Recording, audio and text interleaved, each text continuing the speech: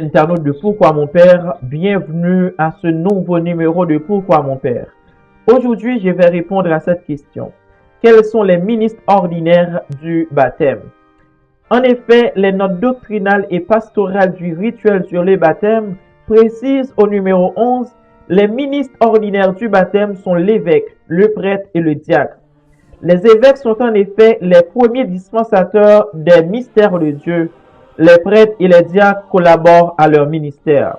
La célébration du baptême relève donc du ministère ordonné.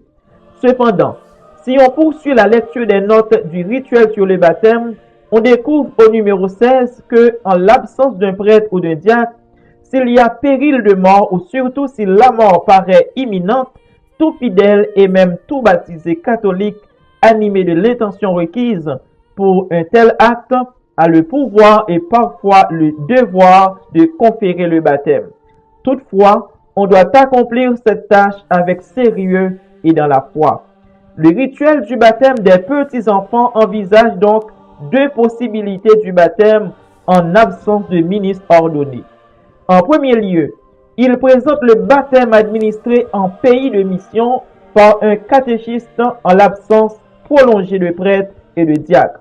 Dans ce cas, l'onction du Saint-Crème est omise.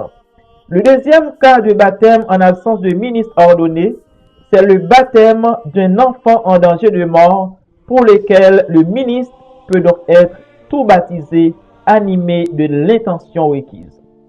Dans ce cas de danger de mort, si c'est un prêtre qui baptise l'enfant, il a également la faculté de confirmer l'enfant. Plus tard, si l'enfant se rétablit, le rituel prévoit une célébration d'accueil dans la communauté de l'enfant baptisé en cas d'urgence. Célébration qui comporte une liturgie de la parole, la profession de foi et les rites complémentaires du baptême. Onction, vêtements blancs, lumière.